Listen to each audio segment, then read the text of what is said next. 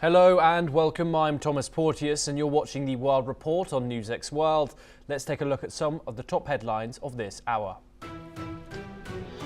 The Kremlin says US brokered talks on the war in Ukraine will take place in Geneva on February the 17th and 18th in a trilateral format.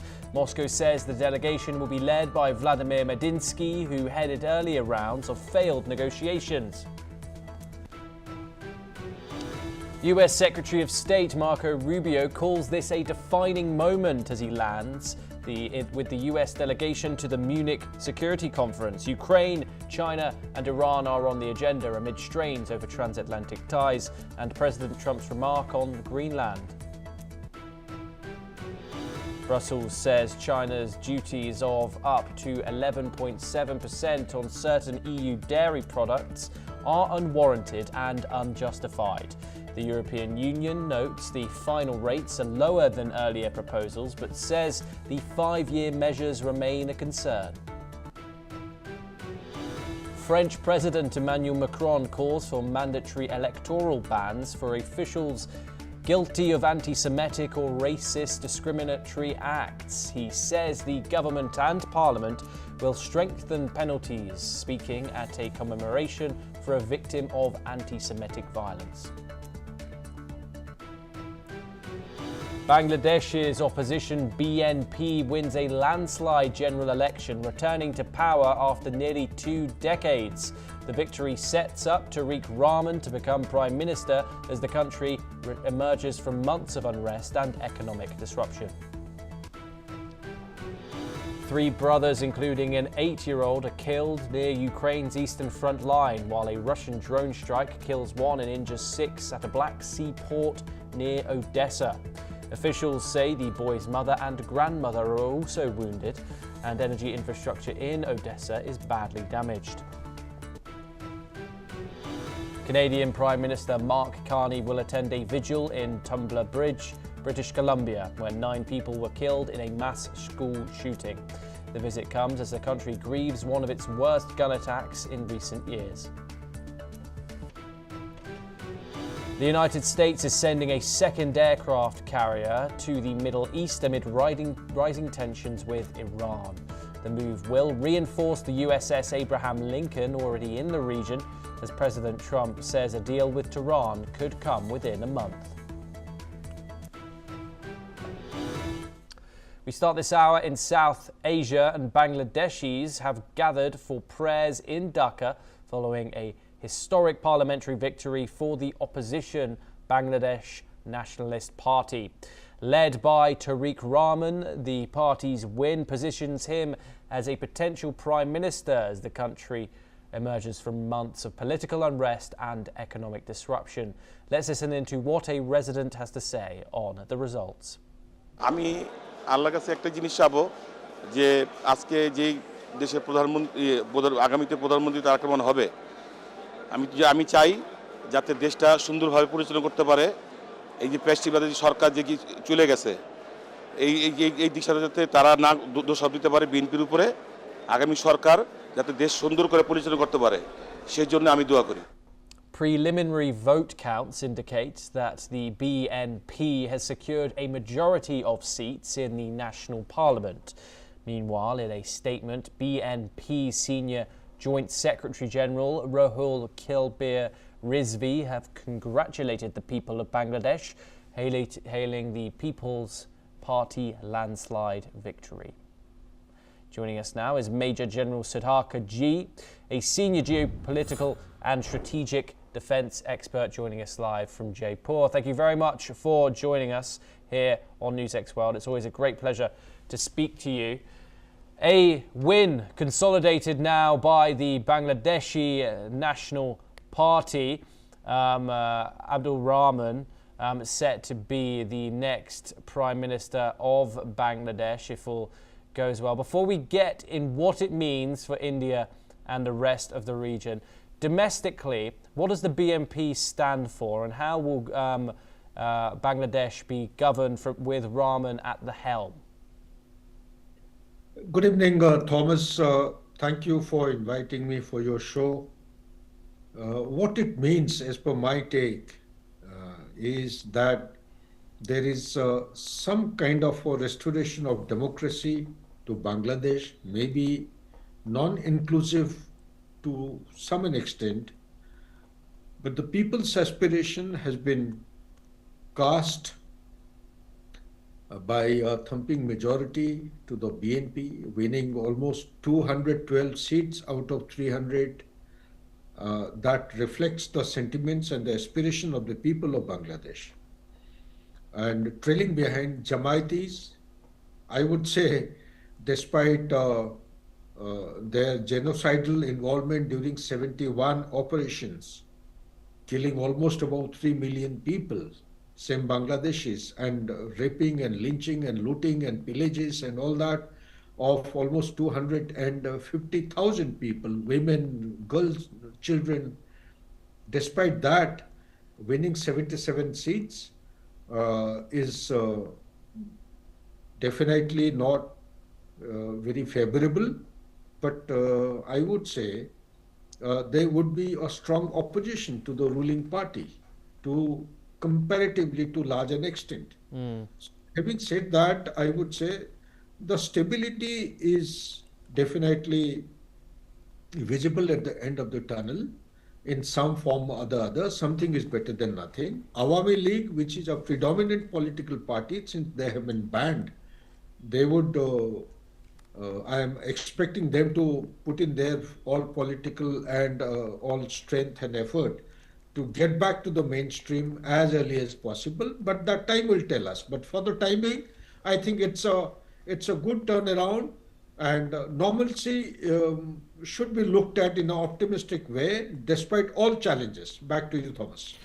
And now, the region. What does it mean for the Indian subcontinent, the relationship with India, Bangladesh's relationship with Pakistan going forward? A BNP win, what does it mean for those implications? Well, I have acronymed a terminology called a devil's triangle. A long back, when 19th of June 2025, there was a meeting on the sideline of a mega event in a place called Kunming in China, and you had the foreign relations officials, senior officials of all the three countries. They met up there on the name of economic collaboration. They collaborated. What economy? When two countries, Pakistan is importing to the tune of 81% of military hardware from China, and Bangladesh, although media is saying that 72%, but actual figure is 82 to 83% of military hardware from China.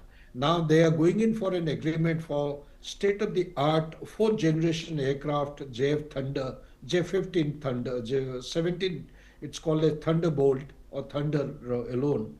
And they are directly negotiating with Pakistan. With Pakistan is producing J-10C. It is also a 4.5 generation aircraft.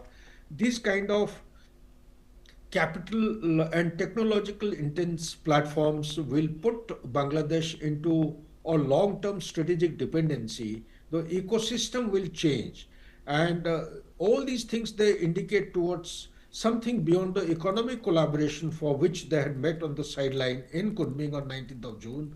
So there is a military kind of a collaboration between the three countries. One. Second, forces which are inimical to the regional stability. For example, you have Al Qaeda, you have ISIS, you have Hamas, the footprints of Hezbollah also is being reported, and you have Rohingya Brotherhood Alliance which are existing there, the ISI representative, and more than anything else, the Jamaiti people who had been banned, these very people who were responsible for the genocide way back in 71 of Bangladeshis, the ban having been lifted, they have come onto the mainstream. And who are the Jamaitis? Jamaitis are nothing but Pakistan. So Pakistan, in addition to creating trouble for India from the Western Front, is opening up a new front. The ISI is giving support. Turkey and Qatar also reportedly are extending support. Turkey is making a new defense industry. There is a corridor coming up with Turkey's help.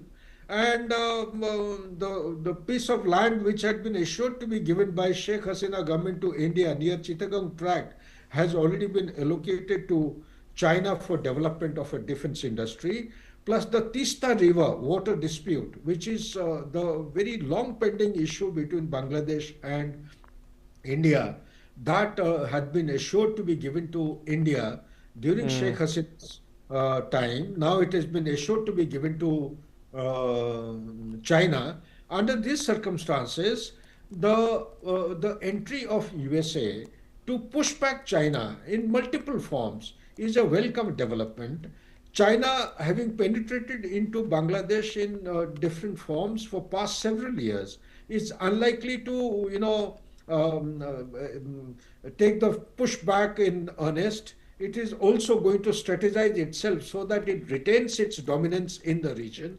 And the Islamic fundamentalism, what it means is, put together, there is a competitive, I would say, there is a intersection of competing sphere of influence in Bangladesh. It has become a hodgepodge kind of a thing, which is turning into a great epicenter of global terrorism unless the Okay. BNP puts its head in the right direction and takes right course of action. These forces will contribute towards destabilization and pose a big challenge for the sustenance of this ruling political power of BNP. And that may become a big challenge not only for Bangladesh, but for the regional stability and security as well. Major General Sadakarji, thank you so much for joining us. Of course, we'll continue to bring you all the updates coming out of Bangladesh as those keep rolling in. We now turn over to the US for our next story. And President Donald Trump is reportedly planning to scale back some of the tariffs on steel and aluminium goods. This decision comes amid concerns that these tariffs have driven up the prices of everyday products like pie tins and food cans, impacting consumers, of course. Officials at the US Commerce Department and the US Trade Representative's office believe the tariffs have hurt the economy by raising costs on a wide range of goods. Meanwhile, the US Treasury Secretary Scott Bessent has commented on the matter, stating that if any changes are made, they would likely involve clarifying tariffs on incidental objects. He also mentioned that he spoke with the US Trade Representative Jameson Greer, adding that they would continue to evaluate whether a more targeted approach is needed. These potential tariff cuts, US steel and aluminium producers saw their stock prices fall as market reactions to tariff changes tend to be volatile. The Trump administration is also considering focusing the tariffs on specific national security concerns rather than expanding the list of affected goods. This move comes as the White House seeks to address rising consumer costs, a central issue ahead of the upcoming midterm elections. Joining us on this story is Dr. Andrew Latham, a professor of international relations and political theory. He joins us live from Macalester College in Minneapolis. Thank you very much for joining us. What do you think has made Donald Trump come to this decision? Reportedly considering scaling back these tariffs, which are of course central to his economic policy. Is this a policy correction driven by economic reality or a political recalibration ahead of the midterms? Well, I think it's both and. I think perhaps this administration is coming to its senses with respect to tariffs. They are a blunt instrument, and they served initially a partisan political function with his base and with the people he wanted to bring into that base.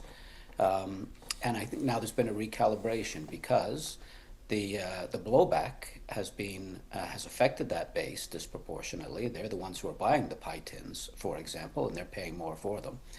So that's what's going on there. There's also the macroeconomic picture reporting today, and I think Secretary Bessent has made this clear, is that this is affecting American industry in negative ways. And then the third piece, which isn't talked about too often, but which I think is always in the background, is the geopolitical or strategic dimension. The friction between the U.S. and Canada, between the U.S. and the European NATO allies, is a problem strategically, and it is exacerbated at the very least by these tariffs. And so I think a movement away from tariffs as a blunt instrument towards tariffs as a more surgical instrument is what's happening here. They're not going to go away entirely, but I think in terms of reducing the negative impact on his base and reducing the friction amongst allies, we're likely to see a serious recalibration. And these tariffs, of course, were originally justified on a national security basis. If the administration now narrows or clarifies them, does that weaken the credibility of the national security argument? We're, of course, gearing up for that Supreme Court decision as well. Yes, I think it's not undermining the credibility of the idea. It's that the idea now has to be increasingly focused narrowly to actually be focused on strategic issues. It was having a geopolitical or strategic impact, but it was negative. It was negative with Canada in the context of North American security, negative with the European allies in terms of North Atlantic security, and having a negative impact with Japan, for example, and others in the Indo-Pacific, India in particular. I think the recognition, it's finally dawned on this administration that if it's serious about using this instrument to advance America's geopolitical interests, they need to be applied surgically, not like a cricket bat over the head. Okay, Andrew, do stay with us as we turn over to our next story. The French Defence Minister, Catherine Vautrin, has stressed that Europe must prepare for a high-intensity conflict. She has explained that with the ongoing conflict on the European continent, it is essential to be ready for such a situation. She has also revealed that France is keeping its military in a state of full combat readiness to ensure it is prepared. The defence chief has further added that commanding respect includes maintaining a strong, fear-inspiring presence. In November 2025, France's Chief of Defence Staff, General Fabien Mandon, urged the French people to be ready for the possibility of war to deter Russia. Mandon also stated that France has the resources to confront Moscow if necessary. In response to European fears of a potential war, the Russian President Vladimir Putin dismissed these claims. Dr. Latham joins us once again. The Kremlin, Russia, continues the narrative that Europe has nothing to worry about. The rest of Ukraine has nothing to worry about if you're not the Donbass. Do you think that the French security chief is making the right call here? Of course, we've seen as well, this follows Donald Trump pushing NATO to up all its members' defence spending to 5%, of course, which many European allies have indeed done that. What do you think of these statements? Well, I think these statements are signals on a number of different levels, one of which is to Moscow. We, the Europeans, are waking up after our long post-Cold War slumber. We are beginning to rearm. We're hearing this in Germany in a serious way. The German commanding general has been talking about this quite a bit recently, and the French and the Brits. Everybody's talking about we need to get ready for another continental war. So that's a signal to the Russians. It's also a domestic political signal. We need to get serious about this, we Europeans, because the end of history and the unipolar moment and the end of the Cold War, and we deluded ourselves into thinking that war had gone away from the continent. We had little things like Yugoslavia, but no major wars like World War I and World War II. And that delusion has gone away now, thanks to Russia invading Ukraine. And so there's a waking up there.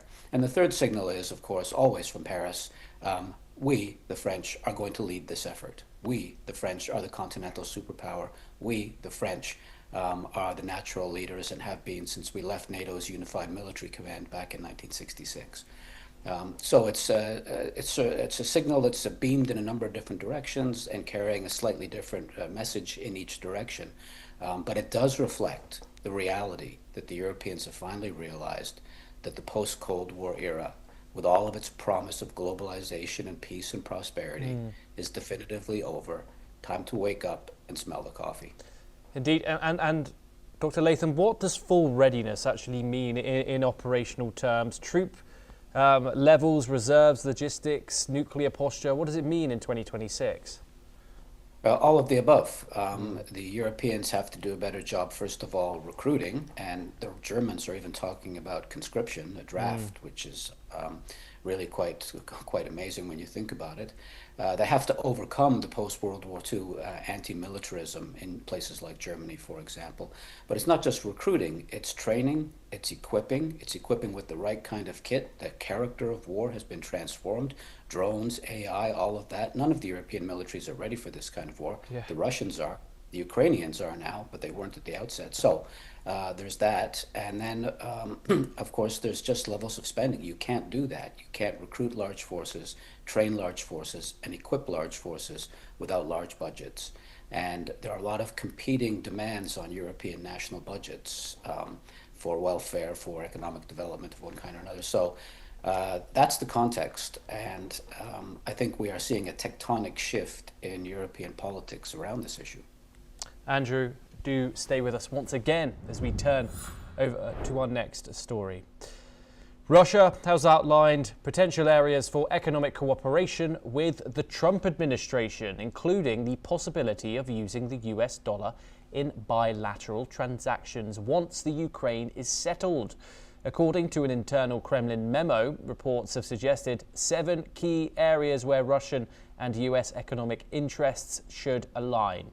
Reports suggest that the United States had been considering sanctions relief as President Trump worked towards mending ties with Moscow.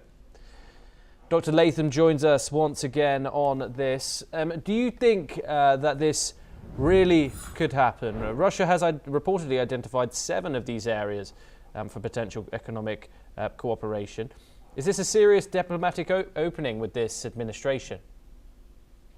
I think it is. When Moscow looks toward the United States, it sometimes sees a hostile power willing to use force and coercion to get the Russians to make concessions. Other times it sees a Washington which is open to a better arrangement with Russia, perhaps putting pressure on Ukraine. And so I think what we're seeing here is an attempt to build on that ladder, to say to Washington, hey, we are open to a better relationship both now and in the aftermath of this war. Our interests are the same. We are not a revisionist power. We're not looking to de-dollarize the world economy, all of those sorts of things. Could you please give us a little help pressuring the Ukrainians at the negotiating table? So I think it's part of the Russian sort of grand strategy, the war strategy here. It's not just being fought on the battlefield or in cyberspace or in the media. It's also being fought with Washington and for Washington's support. Does it signal that Moscow's acknowledgement to efforts to de-dollarize has limits here? Yes, I think there is a powerful movement emanating from China primarily. A lot of Indian pushback on that, by the way, in the context of BRICS. And Russia has sometimes been in favor and sometimes not, especially with the sanctions regime. A de-dollarized economy would allow it to circumvent sanctions, as it does with China. They do all of their business in rubles and renminbi. So this is a signal that, okay, that was a wartime expedient, but we have no long-term interest in overturning an American dollar-based international economy which benefits the United States. If Donald Trump can secure that, at least in his own mind, that will be a big win. And pressuring Ukraine to make some concessions, which they're going to have to make anyway, is a small price to pay. Dr. Latham, as always, great pleasure to speak to you. Thank you so much for taking the time in joining us. We now turn over to the African continent, and the Democratic Republic of Congo has officially accepted the principle of a ceasefire proposed by Angola, aimed at halting the ongoing violence in the country's volatile eastern region. DRC President Felix Tshisekedi agreed to the proposal in a spirit of responsibility and de-escalation, reaffirming the country's commitment to regional stability. Angola, which has acted as a key mediator in the DRC crisis since 2022, proposed that the ceasefire between the DRC government and the March 23 movement rebel group take effect on February the 18th. However, the date remains contingent upon a public declaration of acceptance by both sides. As of now, the M23 has yet to respond to the proposal. The M23 rebels have made significant territorial gains in the east, seizing the cities of Goma in North Kivu and Bukavu in South Kivu. Recent clashes have been reported near the town of Minembwe in South Kivu also. But that's all that we have time for this hour. Keep watching NewsX World for more international news updates.